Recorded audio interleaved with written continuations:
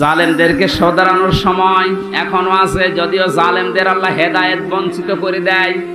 আল্লাহু লা ইয়াহদিল কওমাজ জালিমিন, জালেমদেরকে আমি আল্লাহ পথ দেখাই না, হেদায়েত দেই না। কে বলছে? এজন্য ওদের জন্য দোয়া করে লাভ নেই। যারা জুলুম করেছিলেন আপনার জন্য দোয়া করেও লাভ হবে না, কারণ আপনার জন্য দোয়া করলে আল্লাহ কবুল করবে না। আপনি জীবনটা নষ্ট করে ফেললেন, দুনিয়াও শেষ আপনার, আর আখেরাতে আপনি আল্লাহর মামলার আসামি। এই সাতক্ষীরায় যারা জুলুম করেছেন প্রকাশ্যে গোপনে, সে যে বিভাগেই হোক, প্রশাসনে হোক, বিচার ব্যবস্থায় হোক, আর এই জনপ্রতিনিধির নাম নিয়ে, বিভিন্ন হাইব্রিড নেতা নাম নিয়ে যাই করেছেন, আপনাকে আল্লাহ মাফ করবে না। আল্লাহ মাফ করবে না। আপনার বলার দরকার কি? হ্যাঁ, আমার বলার দরকার আছে। কোরআনে কারীম আমাকে বলতে বলছে, ইন্নামাস সাবিলু আলাল্লাযিনা ইয়াজলিমুনান নাস, সূরা শূরা 25 নাম্বার পারা 6 নাম্বার পৃষ্ঠা 13 নাম্বার লাইনের 42 নাম্বার আয়াতের প্রথম অংশে আছে। আল্লাহ বলেন, হে নবী আপনি বলেন যে জালেমদের বিরুদ্ধে আমি আল্লাহ মামলা দেব। কে? সুতরাং এই দেশে যারা জালেম ছিল এরা আমার হামজার মামলার আসামি না, আমি তো মামলা করবই। এরা মামলার আসামি হচ্ছে সরাসরি আল্লাহ। যারা এই দেশে আল্লাহর মামলার আসামি, তাদের উপরে দয়া দেখিয়ে লাভ আছে? ওরা যেমন কষ্ট দিয়েছে, আমার মনে হয় ওদেরকে এরকম একটু কষ্ট দিয়ে বোঝানো দরকার যে দেখ ঠেলা কেমন। আলেমদের গায়ে হাত দিয়ে শুধু না, পায়ে ডান্ডা বেড়ি দিয়ে, হাতে হ্যান্ডকাপ লাগিয়ে, যেটা লাগালে হাত কেটে যায়, মাজায় দড়ি দিয়ে, কালো কাপড় দিয়ে চোখ বেঁধে, গরুর মতো ছাগলের মতো টানতে টানতে নিয়ে যেতেন আদালতে। কত বড় মুরব্বী আলেম আমি দেখেছি জেলখানায়। মাওলানা রফিকুল ইসলাম খান, অধ্যাপক মিয়া গোলাম পরওয়ার এই খুলনার, এইরকম মানের মানুষ। ডাক্তার শফিকুর রহমান, মাওলানা মামুনুল হক, কত বয়স বলেন তো? 50-52 বছর বয়স, কারো 60-65 বছর বয়স। এইরকম মানুষদেরকে, যাদের জোতা টানার যোগ্যতা আপনার নেই, আর আপনি তার মাথায় দড়ি বেঁধে ডান্ডা বেড়ি দিয়ে টানতে টানতে নিয়ে যেতেন ছাগলের মতো। এখন যেমন নিয়ে যাচ্ছে, ডিম মারছে মানুষ, এখনটা টের পাচ্ছেন যে কেমন লাগে।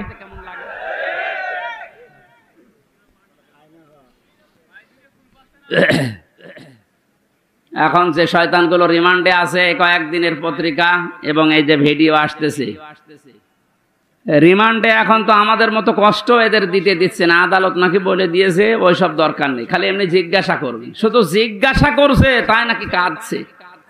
আর কিছু শয়তান আছে, কিছু কথা বলেন শুধু হাসতেছে, মানে পাগলের ভয় ধরেছে।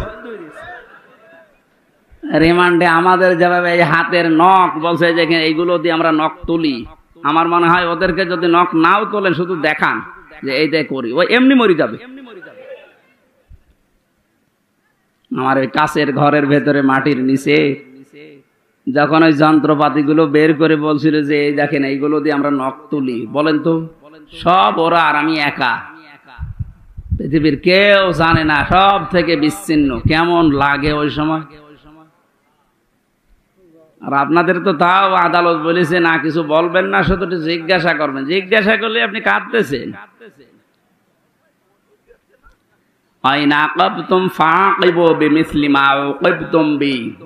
প্রতিশোধ নেওয়া জায়েজ আছে অতটুকু যতটুকু আমি অত্যাচারিত হয়েছি। ডাক্তার শফিকুর রহমান এই জন্য ঘোষণা দিয়েছেন, যাদের কারণে 17 বছর এই দেশের জনগণের বিভিন্ন সাইডে, দিক এবং বিভাগে অত্যাচারিত, জুলুম, নির্যাতন, মিথ্যা মামলা, ঘরে থাকতে পারে নাই, চাকরি বাকরি দেয়নি, এবং মিথ্যা মামলা দিয়ে শুধু শেষ করেনি, মিথ্যা সাক্ষী সাজিয়েছে। শুধু মিথ্যা সাক্ষী দিয়ে শেষ করে দিলে হয়তো, বা সাজা লাগিয়ে কাউকে ফাঁসি দিয়েছে, কারো যাবজ্জীবন দিয়েছে। এইগুলো তো তারা জীবনও মাফ করবে না, কারণ যে ক্ষতি আপনি তার করে দিলেন, তার পরিবারের। এখন এই দেখে দেখে সব আইনের আওতায় এনে আপনাদেরও ঠিক এইভাবেই বিচার করা হবে, আপনাদের বানানো আইন। কথা বলেন না কেন? যে আইন বানিয়ে রেখে গিয়েছিলেন, এখন আপনি মরবেন ঠিক ওই আইনে। আয়না ঘর আপনি বানিয়েছেন। আয়না মানে চারিদিকে আয়না দেওয়া না, কোনো আয়না নেই। ওই জায়গায় এখন আপনাকে 10 দিন রাখি, আপনি দেখেন যে মানবতার সাথে কি ঠাট্টা আপনি করেছিলেন। এরপরও টিভির সামনে এসে সাংবাদিকদের সাথে এসে আপনার বলতে লজ্জা করে না যে কেন জনগণ খেপে যাচ্ছে? আমি তো বুঝতে পারছি না। এদিকে আসে, আপনাকে বোঝাচ্ছি, ঝোড়ে কোদাল দিয়ে বোঝাচ্ছি। যা করেছেন আল্লাহর আরশ কেঁপে গেছে। এই জন্য আমাদের যিনি জাতির পিতা হযরত ইব্রাহিম আলাইহিস সালাম, তাকে আল্লাহ যে পরীক্ষাগুলো করেছিলেন জীবনে, ফিরি ফিরি জাতির পিতা তিনি হননি। 50টা পরীক্ষা দিয়েছিলেন। কয়টা? আল্লাহ পাক আমাদেরকে শোনাচ্ছেন আমরা যেন এরকম বাবার সন্তান হিসাবে গর্ববোধ করি। এদেশে আজও যারা এই কথা বলে, আমার কুষ্টিয়ায় ওই সময় যখন ছিলাম, ওই সময় যিনি এসপি ছিল, ওর নাম নিতে আমার ঘৃণা হয়। এই কোলাঙ্গার ও আমারে নিজের অফিসে ডাক দিয়ে বলছে, হ্যাঁ আপনি জাতির পিতা, ওনাকে মানেন না? ইব্রাহিম আলাইহিস সালামের কথা বলেন। কি গো? আমি বলি এ তো কোরআন বলিস। না, ওইটা বলা যাবে না। এই দেশ স্বাধীন করার জন্য জাতির পিতা যা করেছে ওনাকে ভোলা যাবে না। ভোলার দরকার নেই, ওনার কর্মকাণ্ড তুলে ধরেন। কিন্তু জাতির পিতা এই শব্দটা আল্লাহ নিজে কোরআনে জানিয়েছেন, মিল্লাতা আবিকুম। শুধু তোর একা না, কম বহু বচন, তোদের সবার জন্য যারা দাবি করিস আমি মুসলিম, তাদের জন্য জাতির পিতা হিসাবে ঘোষণা দিলাম একজনের নাম, তার নাম ইব্রাহিম। তার নাম কি? তিনি কি এমনি এমনি হয়েছিলেন? এবার আসেন আল্লাহ কি জানাচ্ছেন, ওয়া ইয বাতালা ইব্রাহিমা রাব্বুহু বিকালিমাতিন ফাআতাম্মাহুন্না। আল্লাহ পাক বলেন, আমার নবী ইব্রাহিমকে আমি আল্লাহ পদে পদে পরীক্ষা করেছিলাম, আর প্রতিটি পরীক্ষায় তিনি উত্তীর্ণ হয়েছিলেন। যতগুলো বাক্য দিয়ে, যতগুলো কাজ দিয়ে তাকে জীবনে পরীক্ষা করলাম, তোমাদের যিনি জাতির পিতা, তোমরা যার সন্তান হিসাবে গর্ববোধ করো, তোমাদের এই বাবা কোনোদিন ফেল করেননি। সাতক্ষীরার মানুষেরা আপনারা পরিচয় দিয়ে গর্ববোধ করবেন, কারণ আপনারাও ফেল করেননি।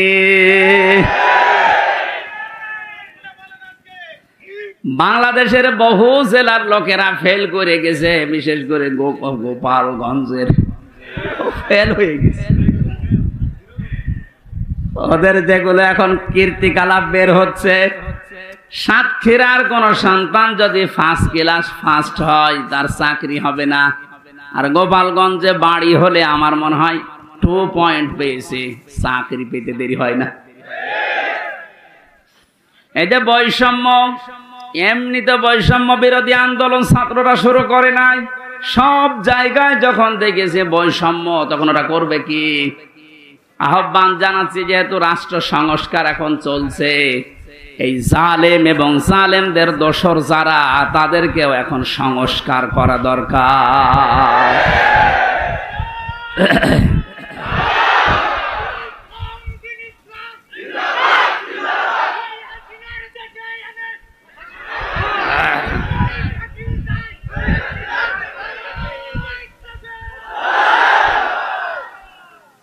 সাতক্ষীরাবাসী 50টা পরীক্ষার ভেতরে আমি পেয়েছি ঈমান সম্পর্কে পড়া কোরআনে আল্লাহ জানিয়েছেন, তোমাদের পিতাকে 10টা পরীক্ষা করেছিলাম। ঈমান সম্পর্কে 10টা পরীক্ষায় তিনি প্রতিটিতে উত্তীর্ণ হয়েছিলেন। তিনিও সর্বপ্রথম ঈমান আনার জন্য খুঁজছিলেন যে কাকে বিশ্বাস করা যায়, কাকে বিশ্বাস করা যায়। আকাশের তারকা দেখার পরে মনে করলেন এইটাই আমার খোদা, এইটাই আমার রব। যখন ওইটা মিটে যায়, লিভে যায়, দূর হয়ে যায়, তখন তিনি বলেছিলেন না, যেটা দূর হয়ে যায়, ডুবে যায়, এটা অস্তমিত হয়ে যায়, ওইটা আমার মালিক হতে পারে না। তিনি খোঁজ করলেন, রাতের বেলা চাঁদ দেখলেন, মনে করলেন এটা আর একটু বড় আছে, এটা আমার আসল রব।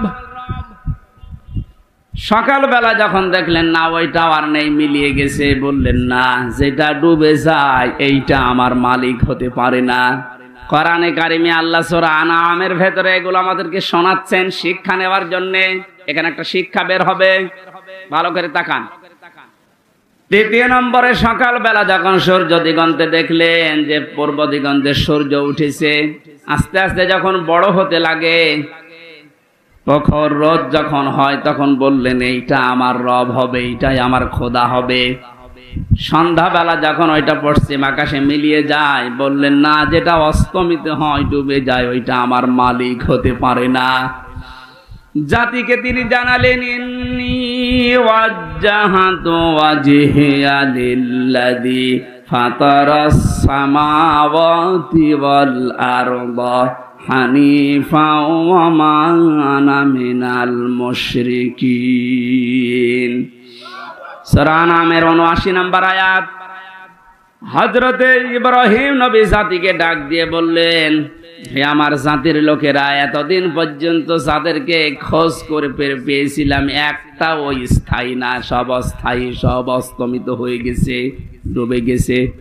আমি আমার এই চেহারাকে ধরিয়ে দিলাম ওই আল্লাহর দিকে, যিনি আসমান আর জমিনের উদ্ভাবক, যিনি বানিয়েছেন এটা হানিফা। আমি একনিষ্ঠ ভাবে ঘুরলাম আল্লাহর দিকে।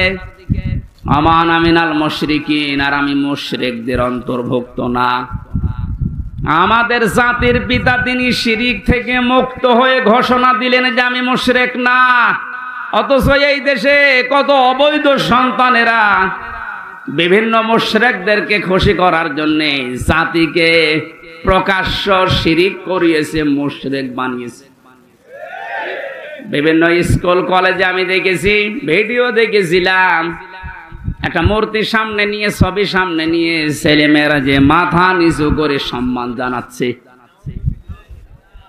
অথচ আল্লাহর নবী জানিয়েছেন লা ইয়াদখুলুল জান্নাতা লা তাদখুলুল মালায়েকা বাইতান ফিহি কালবুন আও তাসবির।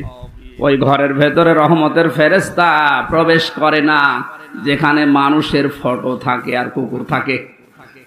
অথচ প্রত্যেকটা অফিস, আদালত, বাড়ি, দোকানঘাট, সব জায়গায় এই শিরকটা চালু করার জন্য উঠে পড়ে লেগেছিল। আল্লাহ এমন ভাবে বিদায় দিয়েছে জিল্লতির সাথে। আজকে আসার সময় দেখলাম বাবার মুখ দেখা যাচ্ছে না। আমাদের পিতা যদি শিরিক থেকে মুক্ত হওয়ার জন্য ঘোষণা দিতে পারে, ও সাতক্ষীরাবাসী জীবনে আজকে ঘোষণা দেবেন, আর যাই করি আমি শিরিক করব না। জীবন চলে যাক, নবীজি জানিয়েছেন আমার উম্মতেরা, তোমাকে যদি জবাই করা হয়, আগুনের ভেতরে পুড়িয়ে ফেলা হয়, এরপরও কোনোদিন শিরিক করবা না। কি এখানে কি সাপ? সাপ ধরে এই যে এখানে ফেলে দেন, সাহস আছে যার তারা ধরতে বলেন।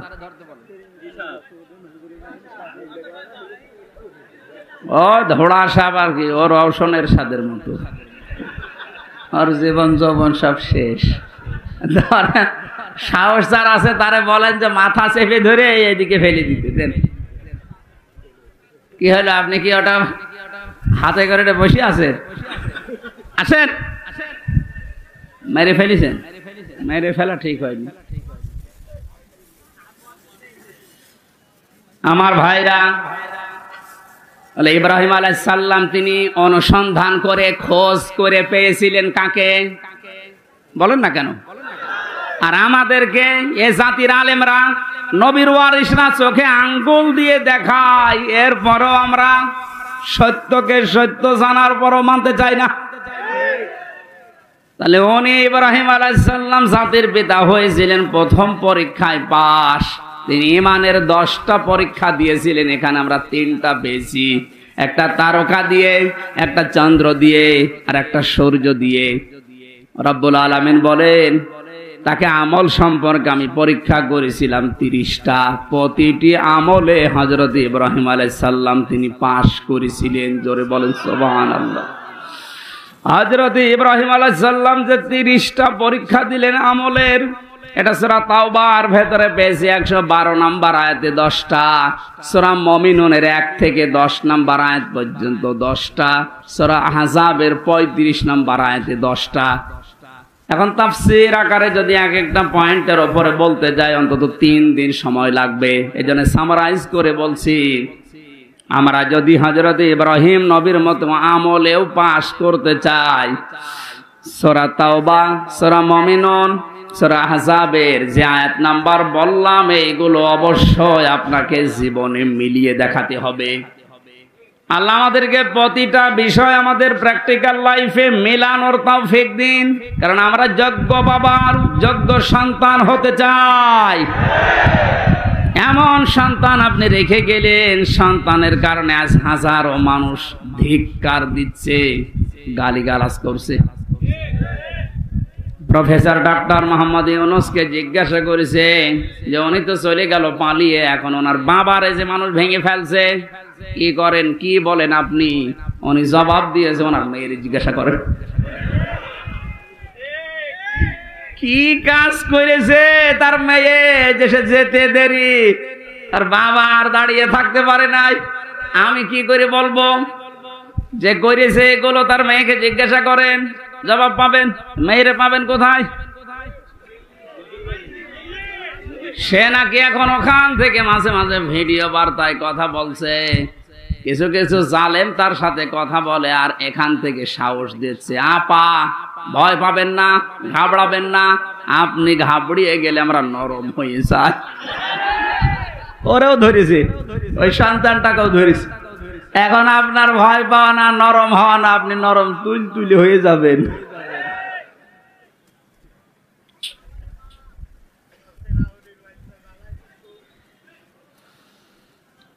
এরপরে পেয়েছি ফিতরাত বা স্বভাব সম্পর্কে তিনি 10টা পরীক্ষা করেছিলেন। এটা মারেফুল কোরআন, তাফসিরে হাক্কানি, এগুলোতে পাবেন। আমি একটা একটা করে এবার তাফসির আকারে পয়েন্ট আকারে বের করছি। হযরত ইব্রাহিম আলাইহিস সালামকে তিনি পরীক্ষা করেছিলেন, এটা আম্বিয়ার ভেতরে আছে 51 থেকে 59 নাম্বার আয়াত পর্যন্ত। আমি আয়াতগুলো লম্বা করে বলতে গেলে দেরি হয়ে যাবে, কারণ সামনে আযান, মাগরিবের পরে আবার অনুষ্ঠান আছে সদরে, এইজন্য তাড়াতাড়ি করছি। মোবাইলে তুলে নিতে পারেন, রেকর্ড হচ্ছে, কালকে এগুলো মিলাবেন। আমি 1 ঘন্টায় আর কি বলবো, যার তথ্য দিচ্ছে এগুলো মিলিয়ে যদি জীবন চালাতে পারেন, আপনি যোগ্য বাবার যোগ্য সন্তান হিসাবে মাথা উঁচু করে দাঁড়াতে পারবেন। জীবন চলে যাক, আপনি মারা যান, আর যাই হোক না কেন, জীবনে যেন কোনোদিন শিরিক করবেন না। মা বোনদের ভেতরে এটা অনেক বেশি। আল্লাহ যেটা পারে ওইটা অন্য কেউ পারে, এই কথা বিশ্বাস করার নাম হচ্ছে শিরিক। এক কথায় উত্তর দিয়ে দিলাম, আল্লাহ যেটা পারে ওইটা অন্য কেউ পারে, এই কথা বিশ্বাস করার নাম কি? আপনারা আমল, নামাজ, রোজা একটু কম হোক, আল্লাহ মাফ করবে, কিন্তু শিরিক করলে কোনো মাফ নেই। কথা বুঝতেছেন? আপনারা 5 ওয়াক্তের জায়গায় 15 ওয়াক্ত নামাজ পড়া লাগবে না, সারা দিন আপনারা সারা রাত রোজা রেখে কাটাল লাগবে না, এরকম না। আপনি আমল একটু কম হোক, কিন্তু শিরিক যেন না হয়। এই জন্য উনি ঘোষণাই দিয়েছিলেন, ওমা আনা মিনাল মুশরিকিন, আমি মুশরিক না, আর যাই হোক আমি কি না। আর এমন একটা জায়গায় আমরা পৌঁছিয়ে যাচ্ছিলাম যে আমরা বলতে বাধ্য হচ্ছিলাম যে আমি দাদা। কথা বলেন না কেন? একটা মারাত্মক অপরাধ থেকে আল্লাহ আমাদেরকে বাঁচিয়ে দিয়েছেন। কিয়ামতের ময়দানে সবচাইতে বড় কঠোর আযাব দেবেন আল্লাহ মুশরিকদেরকে। আকাদিমনা ইলা মা আমিলু মিন আমালিন ফাজআলনাহু হাবাআম মানসুরা। সূরা ফুরকানের ভেতরে আছে, আল্লাহ বলেন কিয়ামতে যখন আমলনামা সামনে আসবে, যদি শিরিক কিছু পাই, ওটা ধুলি কণার মতো ওর মুখের উপরে নিক্ষেপ করে বলবো তোর কোনো বিচার নেই। জোরে বলেন নাউজুবিল্লাহ। সাতক্ষীরাবাসী আমি জানি, এই সমস্ত জেলাতে ইসলামী আন্দোলন একামতে দিনের সৈনিকরা, মা বোনেরা বেশি। আপনাদের আর যাই হোক শিরিক করবেন না, আপনাদের যতটুকু আছে আল্লাহ জান্নাত দেবে আমি আশা করি, কিন্তু শিরিক থাকলে সমস্যা। কিয়ামতে আল্লাহ একটা প্রাচীর বানিয়ে রাখবেন আরাফ, ওখানে কিছু মানুষকে নারী পুরুষ দাঁড়িয়ে থাকবে, এই জান্নাতেও যাবে না, জাহান্নামেও যাবে না। সাহাবী প্রশ্ন করলেন, হে নবী ওরা জান্নাতে যাবে না কেন? বিশ্ব নবী বলেন, সাহাবীরা এই মানুষগুলো দুনিয়াতে মা বাবার সাথে খারাপ আচরণ করেছিল, এই কারণে আল্লাহ তাদেরকে জান্নাত দিচ্ছে না। যারা এখানে আছেন হাতে পায়ে ধরে বলছে আমল কম হোক, আখলিস দীনাকা ইয়াকফিকাল আমালুল কলিল, তোর ইমানটা খাঁটি করবে, নির্ভেজাল করবে, শিরিক মুক্ত করবি, আমল কম হলো আল্লাহ তোরে জান্নাতে দিয়ে দেবে। মা বাবার সাথে আজ আমরা অনেকেই খারাপ আচরণ করতে বাধ্য হচ্ছে। এর পেছনে যারা কল কাঠি নাড়ায় তারা অধিকাংশ পরিবারে খোঁজ খবর নিয়ে দেখলে দেখা যায় তার স্ত্রী দায়ী। এ কথা বলেন না কেন? একটা মা হওয়ার জন্য যে কষ্টটা সহ্য করেছে আপনার আমার আর মা, এই পৃথিবীতে আমার মুখটা দেখার জন্য বিজ্ঞান এখন প্রমাণ করছে 57 ইউনিট কষ্ট সহ্য করা লাগে একটা সন্তানকে দুনিয়ায় আনতে মায়ের। অথচ পুরুষ মানুষ যত শক্তিশালী হোক, ও যদি মোহাম্মদ আলী হয়, তারপরেও এই মানুষটা সর্বোচ্চ কষ্ট সহ্য করতে পারে 45 ইউনিট। এর উপরে কষ্ট সহ্য দিলে ও মারা যাবে। একটা মা দুনিয়ায় আমার মুখ দেখতে গিয়ে 57 ইউনিট কষ্ট সহ্য করে তারপরে আমি দুনিয়ায় এসেছি। এই জন্য আল্লাহ আরাফ নামক প্রাচীর দিয়েছে, এদেরকে জান্নাতে দিচ্ছেন। এই প্রথম কারণ। যারা বিভিন্ন জায়গায় বসে কথা শুনছেন, আপনাদেরকে আমি জান্নাতে নিতে চাই, জান্নাতি নিতে চাই, এজন্য বলছি দুনিয়া কি হবে, কয়দিন যাবে না। আর মা বাবার সাথে খারাপ আচরণ যেন আপনার স্বামী না করে, বারবার তাকে পথে রাখেন, বোঝান। এমনকি তার নিকট আত্মীয় স্বজন যারা আছে, তার বোন আছে, তার ভাই আছে, তার চাচা আছে, ফুফু আছে, এগুলোর সাথে যেন সুন্দর আচরণ করে, তাদের হক আদায় করে, সমর্থ অনুযায়ী তাদের দেখাশোনা করে, টাকা পয়সা তাদের উপরে খরচ করে, এটা আপনি উদ্বুদ্ধ করেন।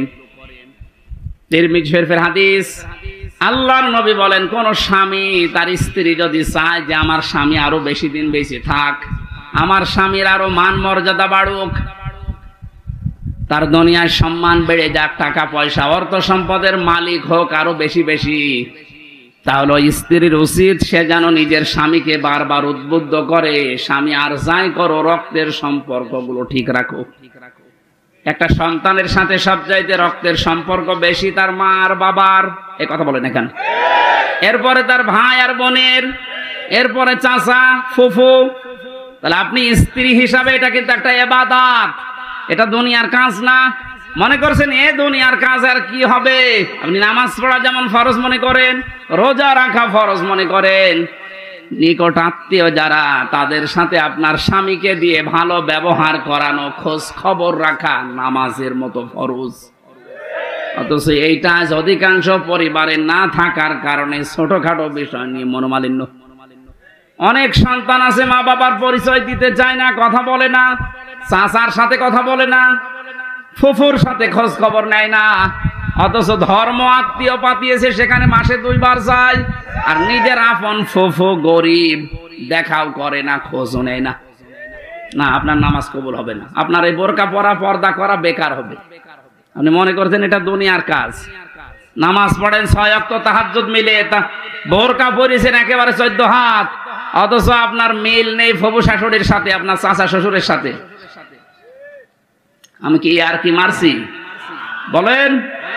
হাজারো পরিবারে এরকম নেই।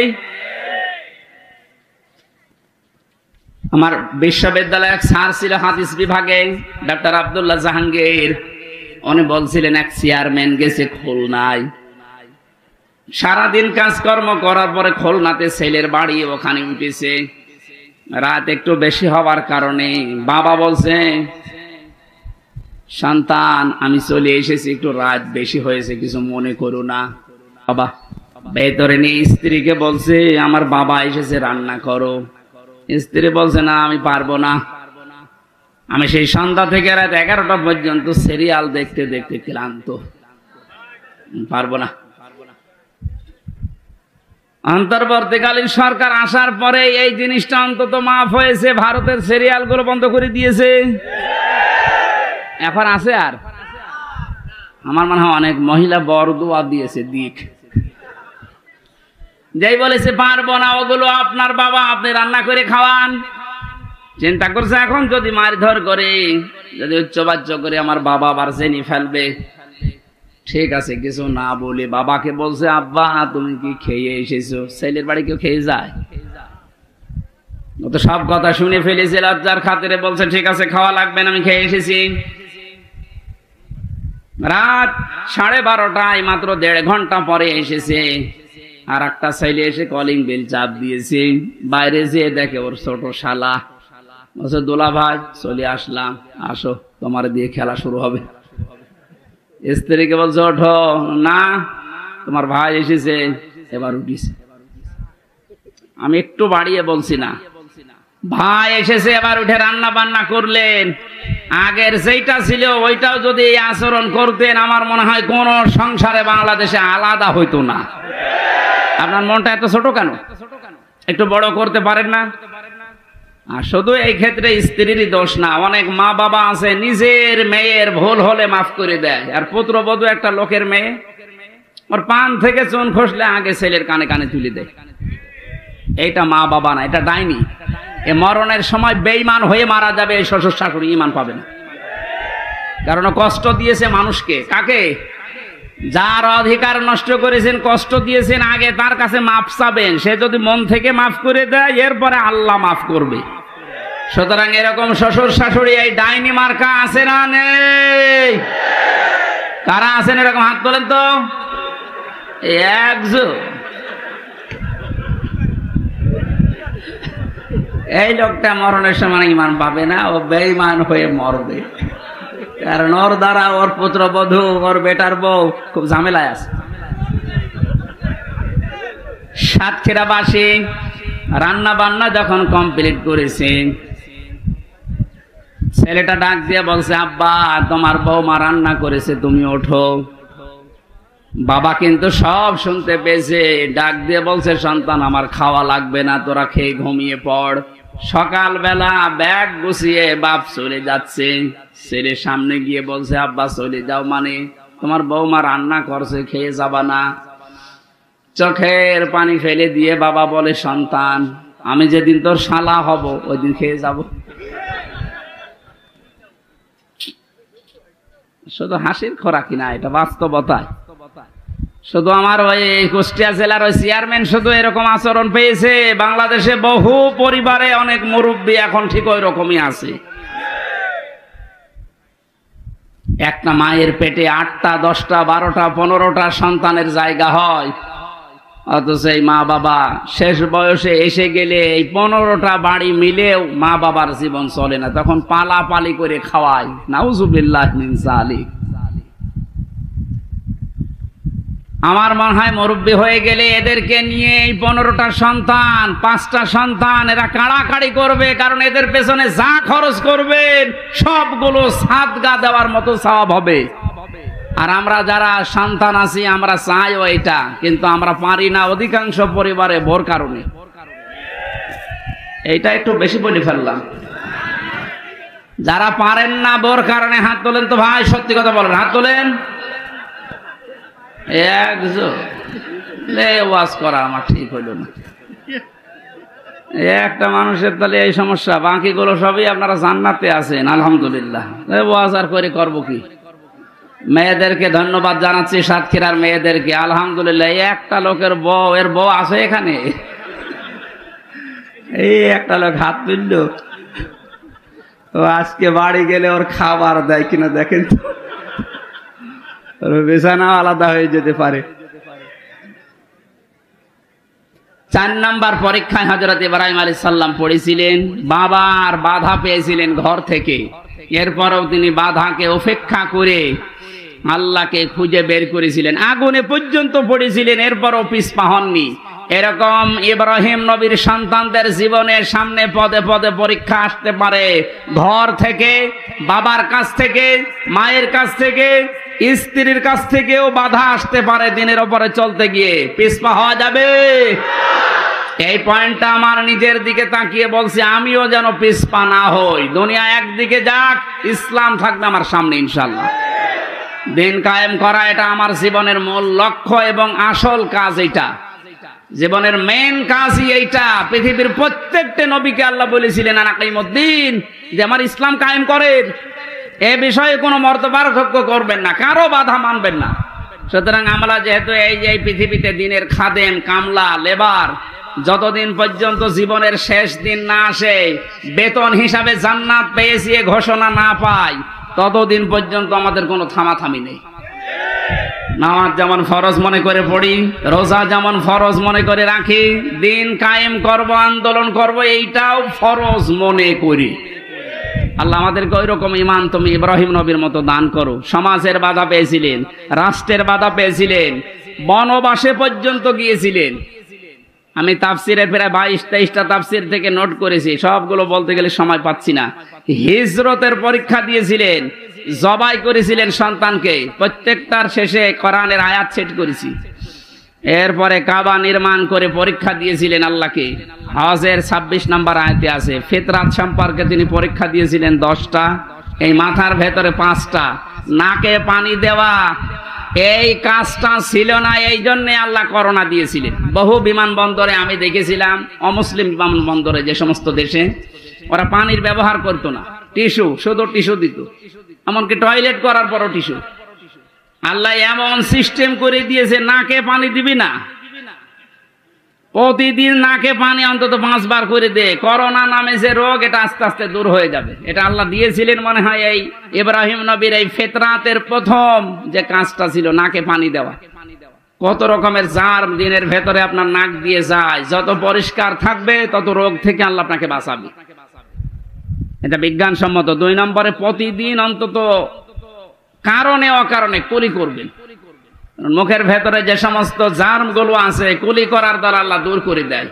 আমাদের জাতির পিতা ইব্রাহিম থেকে এগুলো পাওয়া। 3 নম্বরে তিনি মেসাক করতেন। হয় মেসাক করবেন কোন ডাল, কাঁচা ডাল দিয়ে, তাহলে দাঁত ভালো থাকবে। যদি এরকম ব্যবস্থা না হয়, বিরাস ব্যবহার করতে পারেন। 4 নম্বরে তিনি গোঁফ দাড়ি কাটতেন, কিন্তু মুষ্টির উপরে। প্রত্যেকটি নবীর দাড়ি ছিল 1 মুষ্টির নিচে। এরপরে ওনারা দাড়ি কাটা জায়েজ আছে, কিন্তু এর উপরে দাড়ি কাটা জায়েজ নেই। মস্কে বড় রাখা যাবে না, যদি ছোট ছোট করে রাখতে পারেন জায়েজ আছে। একেবারে রবীন্দ্রনাথ ঠাকুরের মতো রাখলে দই খেতে পারবেন না। এরপরে তেল ব্যবহার করতেন প্রত্যেকটি নবী। আমাদের জাতির পিতা ইনি শিখিয়েছেন তেল ব্যবহার করা। এখন তো ফ্যাশন হয়ে গেছে, মেয়েরা পর্যন্ত এখন আর মাথায় তেল দিতে চায় না, শুধু শ্যাম্পু দেওয়ার পরে চুল ফুলিয়ে থাকতে চায় কন্ডিশনার দিয়ে। না, মেয়েদের চুল হচ্ছে শুধুমাত্র স্বামীর জন্য। এই মাসলাটা মনে রাখবেন, স্বামী বাদে মেয়েদের চুল তার বাবাকে দেখানো জায়েজ নেই। শুধু হালকা জায়েজ আছে দুলা ভাইকে দেখানো। এরপরে খাতনা করা, ছেলেরা যারা আছে খাতনা করা দরকার, যারা করেননি দিয়ে দেবেন। এটা অনেক রোগ থেকে বাঁচাবে। নাভির নিচের লোম পরিষ্কার করা, ঢেলা কলুপ ব্যবহার করা, নখ কাটা 7 দিনে একবার, এরপরে বগলের লোম পরিষ্কার করা। এই 10টা ইব্রাহিম নবীর ফিতরাত বা স্বভাব ছিল। আমাদের জাতির পিতা আমাদেরকে যা দিলেন,